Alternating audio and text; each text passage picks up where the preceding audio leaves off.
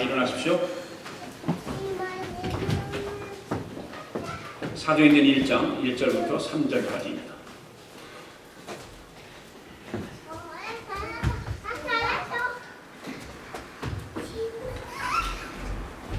사도행전 1장 1절부터 3절까지 찾으셨으면 다 같이 큰 소리로 합독합니다. 시작. 데오빌로여, 내가 먼저 쓴 글에는 무릇 예수께서 행하시며 가르치시길 시작하심부터 그가 택하신 사도들에게 성령으로 명하시고 승천하신 날까지의 일을 기록하였노라. 그가 고난받으신 후에 또한 그들에게 확실한 많은 증거로 친히 살아계심을 나타내서 40일 동안 그들에게 보이시며 하나님 나라의 일을 말씀하시니라. 아멘. 앉으십시오. 주의 사랑으로 사랑합니다. 함께 오늘도 은혜 받기를 원합니다. 인사하십시오.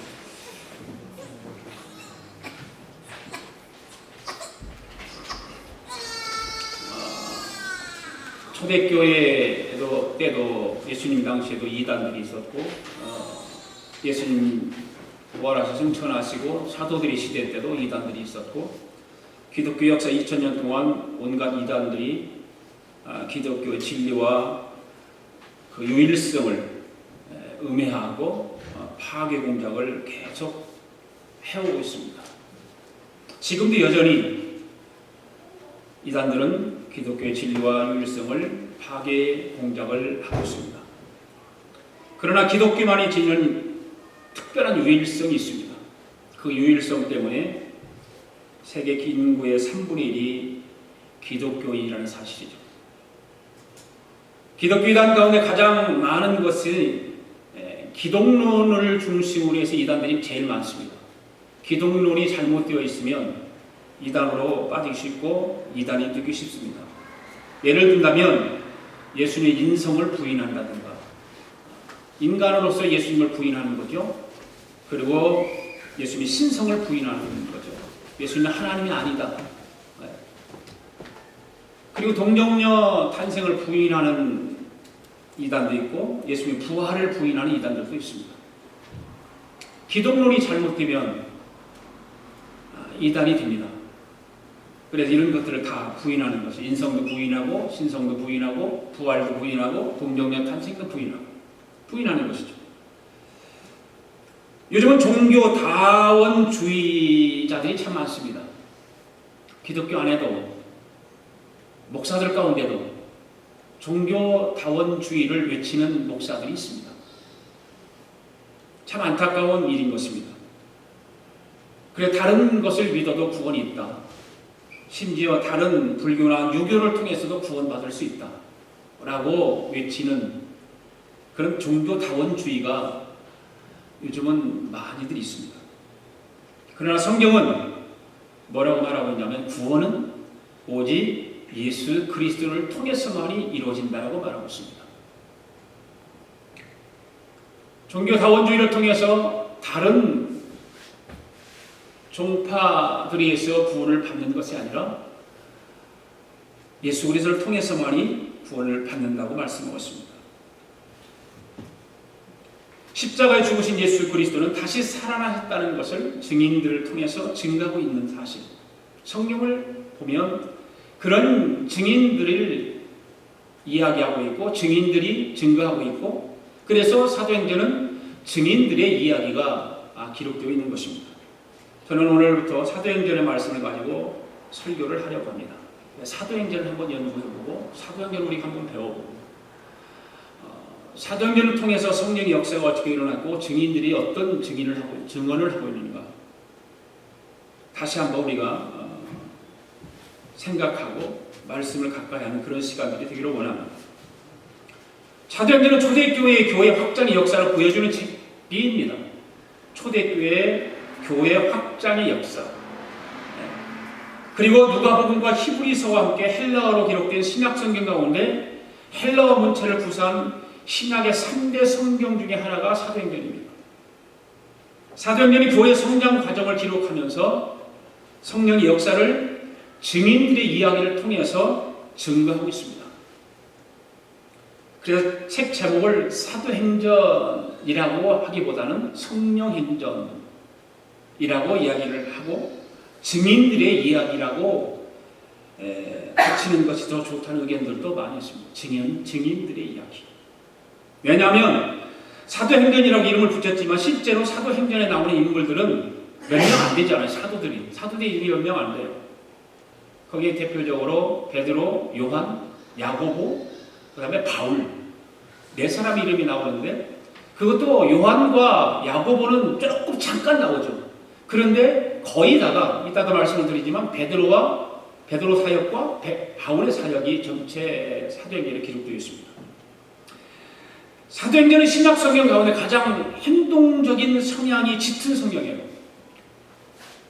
행동적이죠.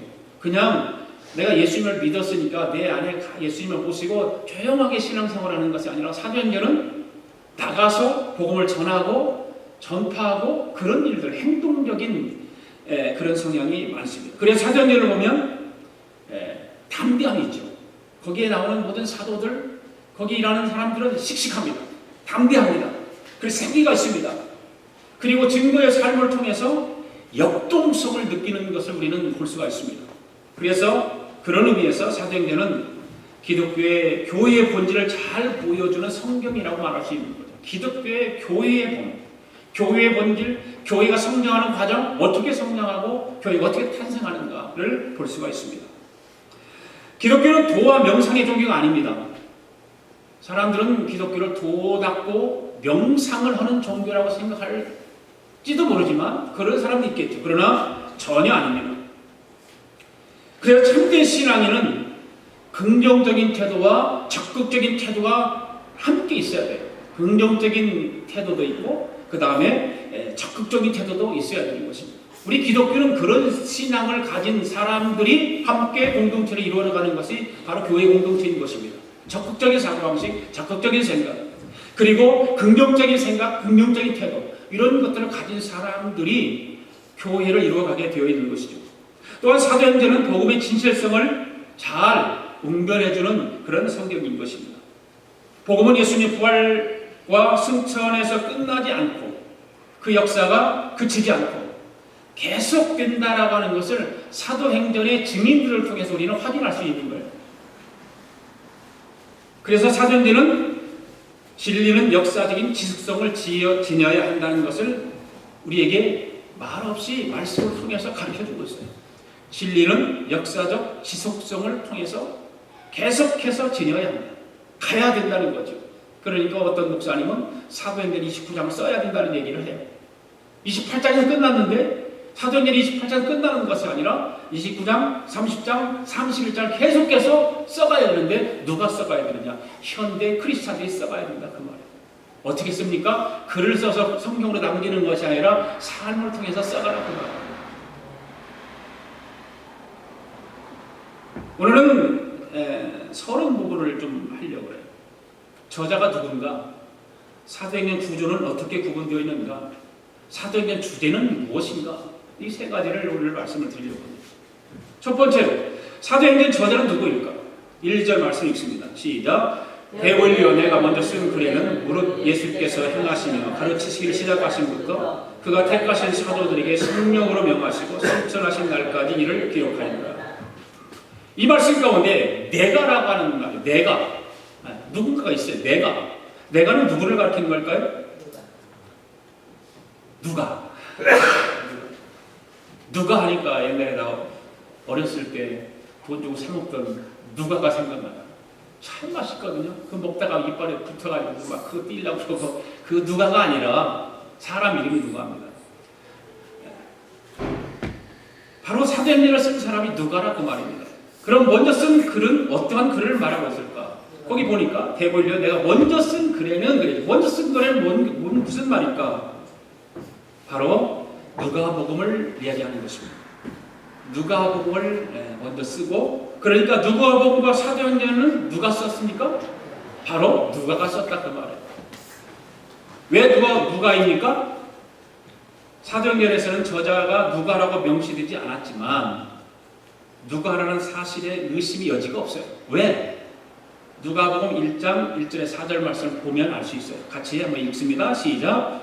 우리 중에 이루어진 사실에 대하여 처음부터 말씀의 목격자 되고 일꾼된 자들에 전하여 준 그대로 내력을 저술하려고 붓을 든 사람이 많은지라 그 모든 일을 근원부터 자세히 미루어 살핀 나도 데오빌로 각하에게 차례대로 써보내는 것이 좋은 줄 알았노니 이는 각하로 그 배운 바의 확실함을 알게 하려 함이라.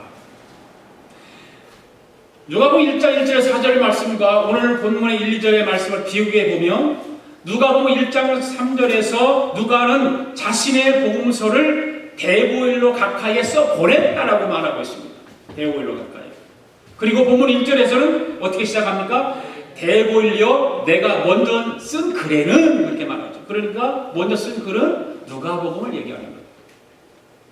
누가복음의 사도행전이 그래서 누가복음 후편이라고 말할 수 있는 것입니다. 그래서 사도행전의 저자는 확실하게 누가라고 하는 사람이 쓴 거예요. 누가가. 그렇다면 이 말씀 가운데 나오는 데오빌로는 누굴까? 데오빌로. 전에 내려오는 이야기입니다. 그 전에 내려오는 이야기 가운데 데오빌로는 로마의 고관입니다. 그런데 예수님을 영접하고 그 나라의 도미틸라와 함께 독실한 신앙생활을 하다가 AD 96년에 도미시안 황제 때 순교당한 사람입니다.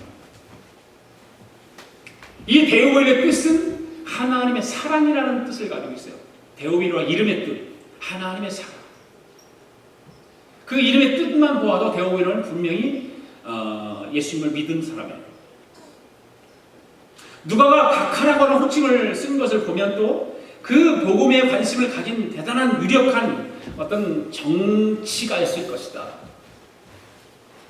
각하라고 하는 말을 이렇게 또 써는 것을 보면 그보다 더 높은 위치에 있는 사람이었을 거다라고 생각을 합니다. 그 정도밖에 데오빌로라는 사람에 대해서는 그 정도밖에 알 길이 없어요. 그럼 누가는 누구일까? 예수님의 제자 가운데 누가는 누구일까? 누가는 누구입니까? 누가의 직업은 무엇일까요? 의사입니다. 의사. 바울이 2차 전도 여행을 할 때 바울을 만나가지고 바울을 따라가게 됩니다. 그의 지속적으로 사도 바울의 사역을 돕는 일을 하죠. 그러면서 성경을 기록하게 되는 것이죠. 사도 바울이 몸이 약한 사람입니다. 똑똑하고 잘났고 그랬는데 몸이 약해요. 백내장으로 고생했다는 말도 있고 또 눈이 안 좋았고 또 간질병도 있었고 뭐 그런 전례들이 있어요. 이야기들이. 그러니까 그런 건강치 못한 바울을 도와서 의사인 누가가 그 바울의 사역을 많이 도왔던 거예요. 책임졌던 것은 무엇일까? 바울의 건강이죠. 의사니까. 따라다니면서 바울의 사역을 도우면서 몸을 치료해주고 또 잘 관리해주고 그런 일을 했던 사람입니다. 하나님은 아무리 능력이 탁월한 사람이라도 그에게 모든 것을 다 주지는 않죠. 그렇잖아요? 모든 걸 다 주지. 아무리 능력자라도 모든 걸 다 주지 않아요. 사람에게는 누구나 부족한 부분이 있습니다. 다 부족한 부분이 있습니다. 그런데 그 부족한 부분을 주위의 사람들을 통해서 이렇게 협조받게 된다 그 말이에요. 바로 우리가 함께 교회를 이루어가는 일에 있어서 다 잘하지 못하잖아요. 제가 뭐 다 잘합니까? 잘하지 못하잖아요. 여러분들이 잘합니까? 다 잘합니까? 그러지 못하잖아요. 그리고 서로가 서로를 부족한 부분을 채워서 동역하면서 하나님께 세우신 교회를 이뤄가는 것입니다. 그래서 우리는 우리 주변에 있는 사람들을 소중하게 여길 줄 알아요. 그래야 성공적인 삶을 살 수가 있습니다. 바울 될 수 있었던 가장 큰 이유는 주위에 바울을 도왔던 바나바라든지 누가라든지 이런 신라라든지 이런 동역자들이 있었기 때문이라는 거죠. 바울 서신을 보면 바울을 도왔던 사람들 더 많이 있죠. 엄청나게 많이 있어요. 그 많은 동역자들을 통해서 바울은 사역을 온전하게 이룰 수 있었던 것입니다. 그것이 바로 바울이 이 사도행전의 저자에 대해서 그 앞부분에 나오는 데오빌로나 그런 부분에 대해서 우리가 알아볼 수 있습니다. 그 다음에 사도행전의 두 번째 구조를 한번 살펴보겠습니다. 사도행전 구조. 이거는 길지는 않으니까. 사도행전 두 부분으로 나눌 수 있어요. 두 부분으로. 1장부터 12장은 팔레스타인 지역에서 교회 성장을 다루는 부분이에요. 팔레스타인 지역에서. 팔레스타인 그 예루살렘 중심으로 해서 유대인들 중심으로 교회 성장을 다룬 부분이고, 후반 부분은 13장부터 28장까지는 교회 확장입니다. 확장. 교회가 세워지고 예루살렘 중심으로 해서 교회가 세워지는 교회 확장이 다룬 부분입니다. 그래서 전반부에는 유대인들을 상대로 누가 사역을 했냐면 베드로가 사역을 하죠. 그래서 계속 베드로는 유대인들을 향해서 외치는 거예요. 뭘 외칩니까? 회개하라. 너희들이 예수님을 부정하고 예수를 믿지 않는데 예수를 믿어라. 그래서 구약의 모세 이야기를 하고 아브라함의 이야기를 통해서 계속해서 유대인들에게 구약의 말씀을 인용해서 예수님을 증거하고 있죠. 그 베드로의 사역입니다. 그리고 후반부에는 누가 주역을 이루고 있습니까? 바로 사도 바울이죠. 사도 그 후반부에는 바울을 중심으로 했는데, 바울의 중심으로 한 그 사역은 뭐냐면 이방인 중심으로 했던 거예요. 베드로는 유대인 중심으로 했다면 바울은 이방인 중심으로 복음을 전파했던 사람입니다. 또한 전반부와 후반부의 핵심 메시지도 약간 차이가 납니다. 아까도 말씀드렸지만 전반부의 베드로의 핵심 그 메시지는 회개하라. 그리고 바울이 전했던 후반부의 핵심은 예수님을 믿어랍니다. 왜 그렇습니까? 이방인을 향해서 사역을 했기 때문에 예수님을 증거하는 것, 예수님을 믿어라는 거예요. 이와 같은 구조를 알고 성경을 읽으면 도움이 많이 될 거예요. 사도행전을 여러분들 이제 주일마다 공부를 할 텐데 사도행전을 좀 읽으세요. 읽으셔서 그런 구조를 머리에 딱 띄워놓고 생각해놓고 읽으면 훨씬 이해가 빨리 갑니다. 네. 그런 구조를 모르고 읽으니까 이해가 안 가고 자꾸 뒤바뀌고 그러죠. 그런 구조를 잘 머릿속에 입력해놓고 그 사도행전을 읽으면 베드로가 이래서 이런 말을 했구나. 베드로가 왜 유대인들에게 이런 이야기를 했을까? 그런 것을 알게 되고, 바울이 이방인들을 향해서 복음을 증거하면서 예수 그리스도를 믿으라고 복음을 증거하는 것을 보면서 그 고통과 어려움과 힘든 일을 당하는 것을 우리는 기억할 수 있죠. 그러면 사도행전 주제입니다. 세 번째, 사도행전 주제. 3절 말씀 읽습니다. 시작. 그가 고난받으신 후에 또한 그들에게 확실한 많은 증거로 친히 살아계심을 나타내사 40일 동안 그들에게 보이시며 하나님의 나라 예를 말씀하시니라. 이 말씀을 보면 증거라고 하는 단어가 나옵니다. 증거라고 하는 단어. 사도행전 주제는 바로 확실한 증거를 가진 증인들의 이야기입니다. 확실한 증거를 가진 증인들의 얘기예요. 그래서 오늘 사도행전 처음 시작하면서 증인들의 이야기입니다. 증인들의 이야기. 증인들의 이야기가 몇 번까지 갈지는 모르지만 증인들의 이야기가 바로 사도행전이에요. 또한 예수님이 부활하시고 40일간 이 땅에 계셨다라고 하는 내용은 사도행전 1장 3절밖에 없어요. 다른 데는 없어요. 사실 40일 동안 주님은 지상에 계시면서 무엇을 말씀하셨을까? 무엇을 말씀하실까? 3절에 보니까 뭐라고 그러죠? 하나님 나라에 대해서 말씀하셨다. 하나님 나라에서. 그 주님의 삶과 뜻을 따라서 베드로를 비롯한 수많은 제자들이 하나님 나라에서 증거하는 증인들의 이야기를 기록한 책이 바로 사도행전이라고 말해요. 3절 말씀 가운데 고난받은 후에라고 말씀을 시작하죠. 고난받은 후에. 개역성경에 보면 해받은 후에 그렇게 되어 있어요. 개정개정판을 하면서 고난받은 후에. 이 일은 언제를 말하는 것일까? 지금 주님께서 십자가에 달려 죽으시고 부활하신 후에 일을 말하고 있는 거 아닙니까? 그렇죠? 부활하셔서 이제 후에 말씀하고 있는 거예요. 그리고 이것이 끝난 것이 아니라 그것은 더 큰 일의 한 과정이 있음을 말하고 있는 거예요. 예수님 부활로 끝난 것이 아니에요. 부활해서 하늘로 승천함으로 끝나는 것이 아니에요. 예수님께서 제자들과 함께 사역을 하시면서 계속해서 말씀하시는 것이 뭐냐? 내가 십자가 죽는 것을 얘기했었잖아요. 예수님께 제자들에게. 죽음을 얘기하면서 내가 십자가 죽을 거야. 내가 죽어서 아버지께로 가면 내가 너에게 보혜사를 보낼 것이다. 그런 보혜사가 내가 한 일을 너희와 함께 할 것이다. 그런 말씀을 여러 번 하셔요. 그러니까 지금 예수님께서 고난받으신 후에 뭔 일을 다시 또 해야 되는, 그것이 하나님 나라 이야기입니다. 하나님 나라. 우리는 오늘 그 말씀을 잘 들으셔야 돼요. 그래서 그 일을 완성하기 위해서 스님들의 이야기를 통해서 우리에게 들려주고 있는 것입니다. 여기에서 우리는 사도행전 서두의 말씀으로 우리의 신앙에 아주 좀 잘못된, 좀 중요한 부분을 하나 수정해야 될 일이 있는데, 그건 뭐냐면 많은 신자들이 기독교 신앙을 정적인 신앙만을 가지고 신앙생활을 한다는 거예요. 정적인 신앙만을 가지고. 그럼 정적인 신앙은 어떤 신앙일까? 내가 예수를 믿고 구원받았으니 주님께 무엇이든지 내가 기도하면 응답받고 문제 해결받고 하나님이 나를 보호해 주신다는 그런 신앙이에요. 그게 정적인 신앙생활.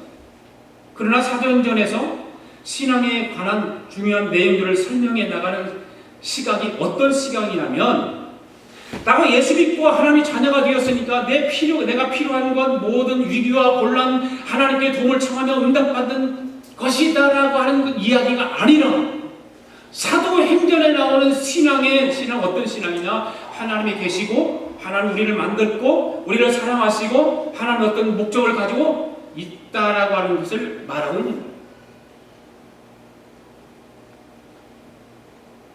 이 일의 궁극적인 목적 중에 하나가 우리를 주에서 꺼내서 영원히 복을 받게 해주셨는데, 그 복을 받는 것을 끝나는 것이 아니라 그렇게 하기 위해서 완성해 나가는 일에 하나님께서 우리를 동역자로 부르셨다는 거예요. 그래서 사람들은 그런 정적인 신앙생활에 머물러서 우리는 하나님 앞에 하나님 내 걸 뭘 채워주세요, 하나님 뭐 주세요, 하나님 필요합니다, 이것만 가지고 있다는 얘기죠. 하나님은 그거 아니에요. 우리를 그렇게 부르신 게 아니에요. 하나님은 지금도 예수님께서 부활하셔서 제자들과 함께 이야기하는 것이 뭐냐면, 해받으신 후에 나타나셔서 하나님의 일을 40일 동안 증거한 거예요. 40일 동안 다니면서 제자들과 함께. 너희들이 지금 내가 없다고 해서 그 자리에 머물러 있지 말고 두려워하지 말고 너희들에게 보혜사 성령이 임하는데, 그 성령이 임하면 내가 한 일보다 더 크게 할 수 있다라고 말하고 있거든요.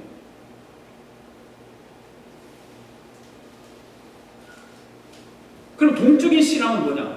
하나님 뜻과 계획이 있는데 우리는 하나님 축복의 대상입니다. 사랑의 대상인 것입니다. 함께 하나님이 하시고자 하는 계획 속에 우리는 동역자로 부르심을 받았다는 것입니다. 그게 동적인 신앙이에요. 정적인 신앙생활 속에서 머물러 있으면 안 돼요. 사도행전은 동적인 신앙생활이에요. 할렐루야. 예. 그래서 인생의 목표, 방법과 필요가 내 필요에 의해서 결정되는 것이 아니라 하나님의 뜻에 의해서 결정된다는 것입니다. 할렐루야. 거기에 맞게 우리는 신앙생활해요. 그것이 변화예요. 그것이 내가 예수 믿고 변화되는 삶입니다. 하나님의 뜻이 여기 있는데 그 내 뜻은 이쪽에 있다고요. 그러면 우리는 내 뜻을 따라가려고 자꾸 하나님을 여기서 끌어들일게요. 하나님 나 뜻을 이루기 위해서 나 도와주세요. 계속해서 하나님 뜻은 무시해버리고. 사도행전은 그걸 말하는 거 아니에요. 사도행전은요, 하나님의 뜻이 여기 있는데 내 뜻이 하나님의 뜻을 따라가는 거죠. 내 뜻을 꺾어버리고 하나님이 원하시는, 하나님이 일하시고자 하는 그것을 따라가는 것이 사도행전적 신앙생활이에요. 3절을 다시 보십시오. 그가 고난받은 후에 또한 그들에게 확실한 많은 증거로 확실히 살아계심을 나타내사 40일 동안 그에게 보이시고 하나님의 나라 일을 말씀하시니라. 이 말씀을 잘 보시면 고난받으신 후에 또한 저에게 확실히 많은 증거로 친히 나타내신다고 했습니다. 그러니까 예수 그리스도께서 부활하심을 증거하시는데, 그러니까 부활하셨다는 것을 무엇의 근거로 삼으시며 무엇에 대한 증거로 삼느냐면 하나님의 나라의 일을 말씀하기 위해서 그걸 동원하는 거예요. 고난받은 것도 부활하는 것도 동원시켜서 말씀하는 거예요. 하나님의 일을 하기 위해서. 주님의 죽으심과 십자가의 부활이 하나님의 나라의 완성이라고 하는 중요한 부분일지언정 그것이 전부 다가 아니다라는 거죠. 물론 예수 그리스도의 십자가의 사역은 모든 죄인들이 예수 그리스도의 믿음으로 구원받습니다. 그 구원에 대해서는 완성입니다. 완성이에요. 그러나 하나님은 우리를 죄 가운데서 구원해 주시는 것이 하나님께서 계획하고 계시는 것이 전부일까요? 구원받았으니까 그것이 하나님의 계획의 전부일까요? 구원받았으면 하나님이 정말 원하시는 뜻이 있는데 그럼 그 뜻을 따라가야 되는 거죠. 그 뜻을 이뤄가는 거예요. 그것이 신앙이에요. 그게 크리스찬이에요. 오늘 우리가 사도행전을 공부하면서 함께 생각해 보기를 원합니다. 저는 구원의 전부가 아니라 아직 남아있는 일들이 있다라고 생각합니다.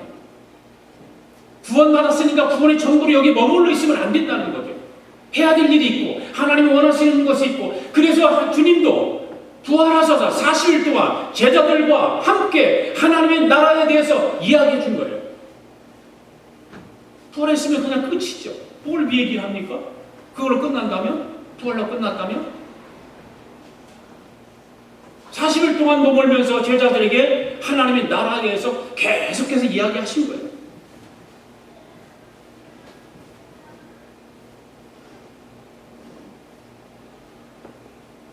우리가 육체적 부활의 몸으로 영원한 나라에 들어가 거기서 그리스도와 우리가 하나님과 더불어서 영원토록 살아야 할 일이 있는데 그렇잖아요. 있는데 그것을 하나님은 혼자서 다 하시지 않고 이제 예수 그리스도의 십자가의 구속으로 구원받은 우리들과 함께 이루어 가시겠다는 말씀이에요. 그래서 제자들에게 40일 동안 머물면서 이야기하는 거예요. 계속해서. 그것을 어떻게 이루어 가실까? 바로 성령을 통해서 이루어 가신다는 말이죠. 성령을 통해서.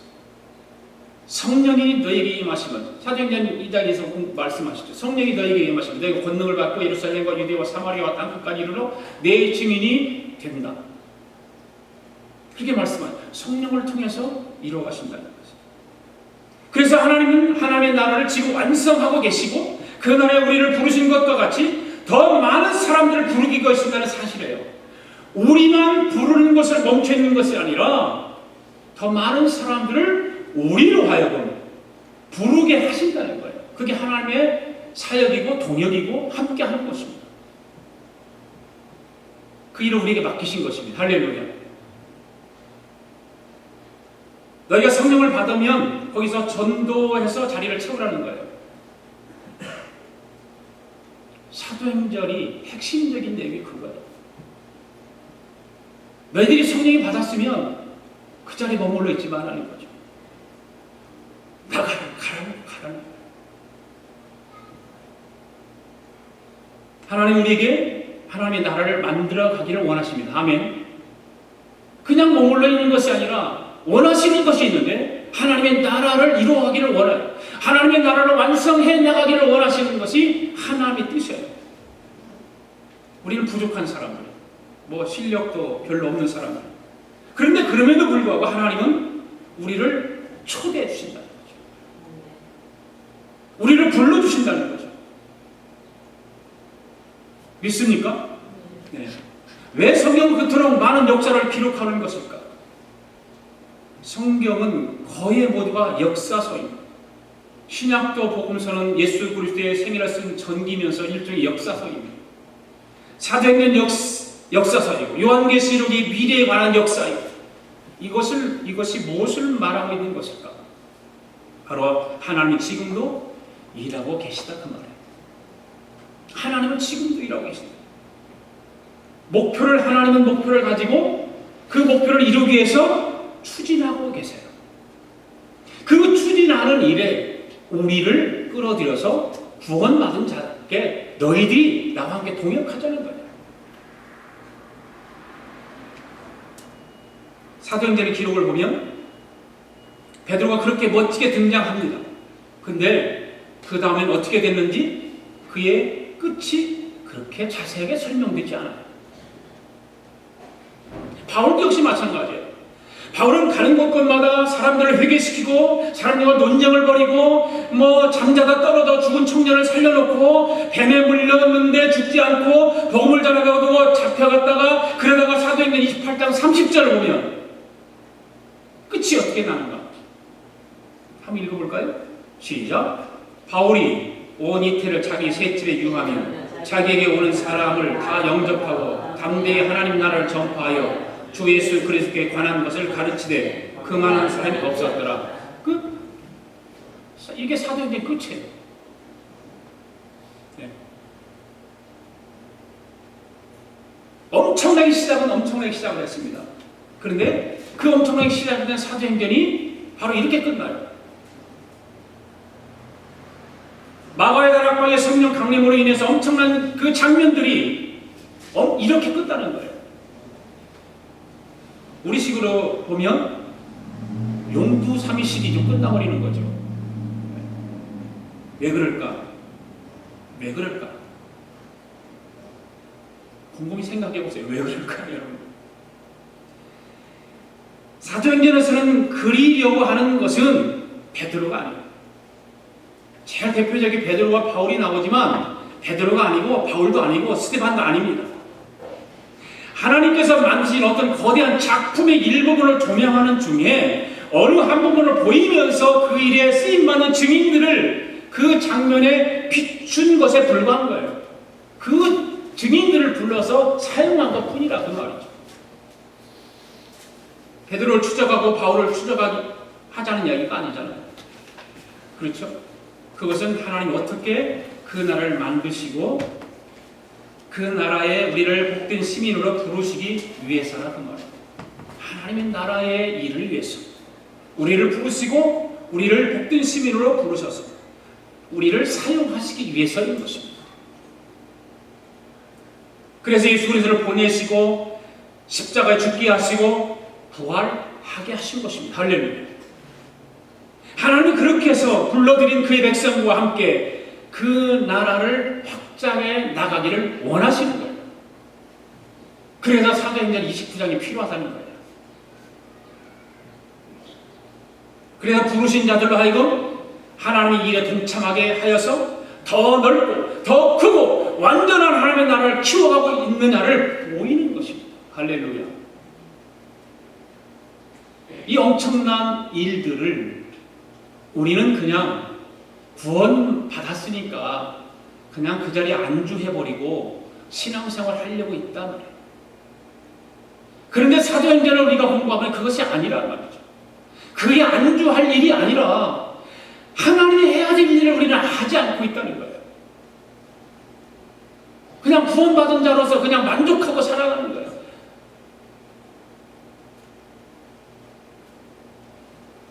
하나님께서 저와 여러분의 남은 생애 속에서 그의 나라와 그의 영광을 위해서 저와 여러분을 어떻게 쓰시기를 원하신가를 봐야 될 줄로 믿습니다.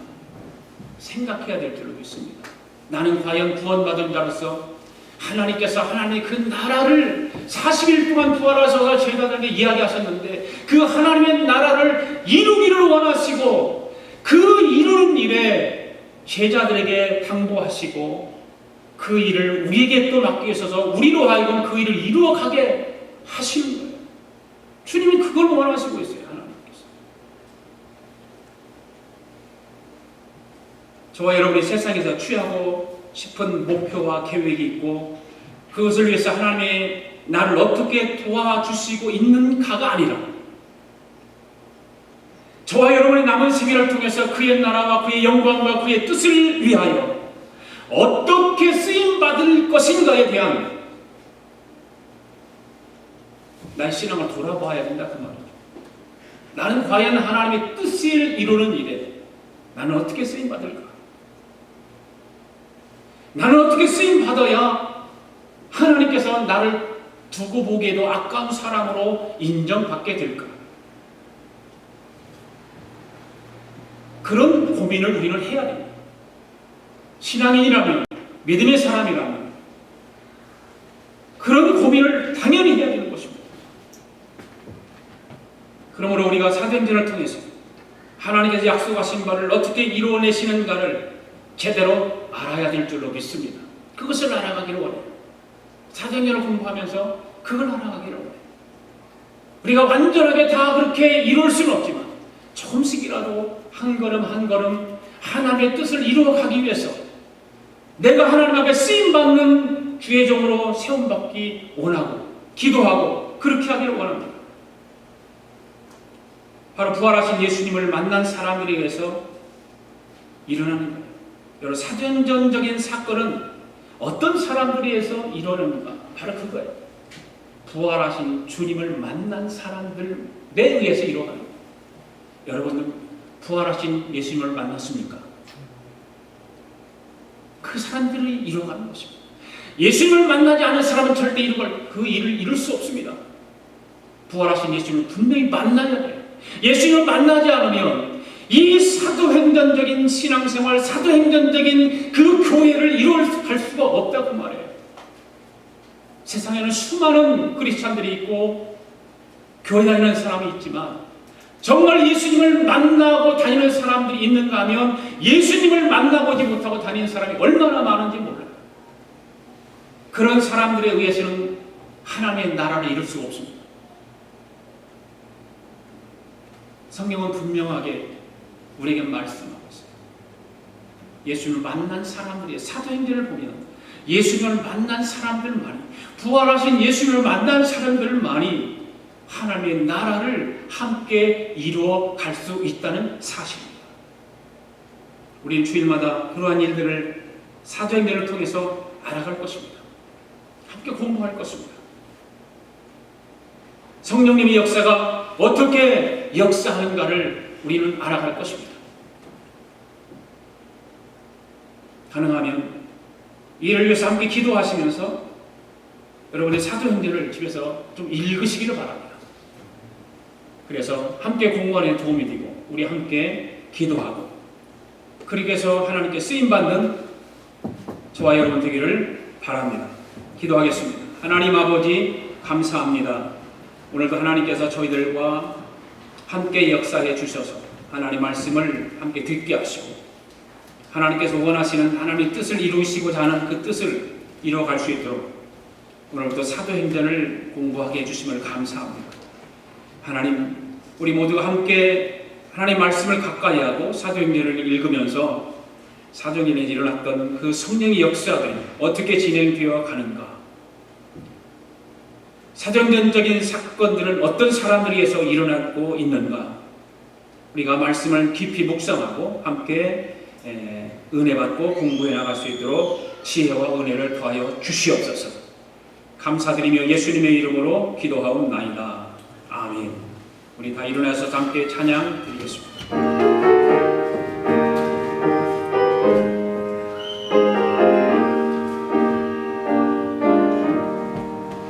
예수가 함께 계시니 시험이 오나 겁내 기쁨의 근원 되신 예수를 위해 삽시다. 날마다 주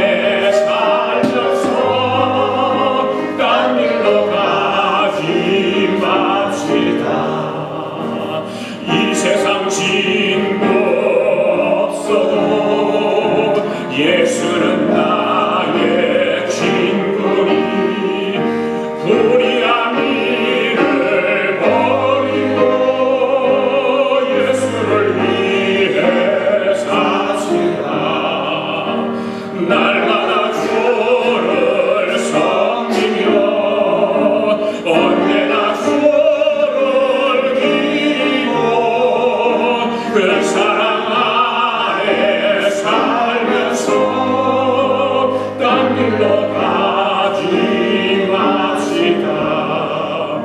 주께서 심판하실 때 잘했다 칭찬하리니 이러한 상급 받도록 예수를 위해 삽시다. 날마다 주를 섬기며 언제나 주를 기리고 그 사랑 안에 살면서 딴 길로 가지 맙시다. 하나님 아버지 감사합니다. 오늘도 주께서 우리에게 큰 은혜 베풀어 주시고 또 하나님 앞에 나와 귀한 예물을 주님 앞에 봉헌에 올릴 수 있도록 은혜 베풀어 주시면 감사합니다. 이 시간 사랑하는 성도들이 귀한 예물을 주님 앞에 봉헌에 올렸습니다. 소득의 10분의 1, 11조 예물을 구별하여 올려드렸습니다. 감사의 예물을 드렸습니다. 선교 예물을 드렸습니다. 1,000번째 예물을 올려드렸습니다. 마음의 소원을 물질에 담아 올려드렸습니다. 오 주님, 예물을 기억하시고 받으시고 축복하여 주시옵소서. 하늘의 신령한 복을 허락해 주시고 이 땅의 기름진 복을 허락해 주셔서 우리가 신앙생활 할 때도 정말로 풍성하게 또 이 땅에 생명을 가지고 살아가는 일에도 풍성하게 살아 주님이 기뻐하시는 하나님 뜻을 이루는 일에 우리가 합당하게 쓰임받는 종들이 될 수 있도록 은혜를 베풀어 주시옵소서. 하나님의 교회가 선교하는 일에 더 많이 정말로 보내는 선교사의 일을 감당하게 하시고 더 많이 기도하고 더 많이 후원하는 그런 교회가 될 수 있도록 성령님께서 강하게 붙잡아 주시옵소서. 지금은 우리 주 예수 그리스도의 은혜와 하나님 아버지의 극진하신 사랑과 성령님의 감동감화 충만하신 역사가 오늘도 증인들의 이야기를 통해서 우리 또한 그 증인의 역할을 감당할 수 있도록 말씀을 듣게 하시고 도전받게 하시고 깨닫게 하시고 은혜 뵙게 하고 이제 그 삶으로 살아가기로 다짐하고 돌아가는 사랑하는 성도들 머리머리 우애와 성도들의 가정과 직장과 경영하는 기업 우애와 우리가 살고 있는 이 미합중국과 하나밖에 없는 우리 조국 우애와 주의 이름으로 모이는 교회의 우애 지금으로부터 영원토록 함께 하시기를 예수님의 이름으로 축원하옵나이다. 아멘.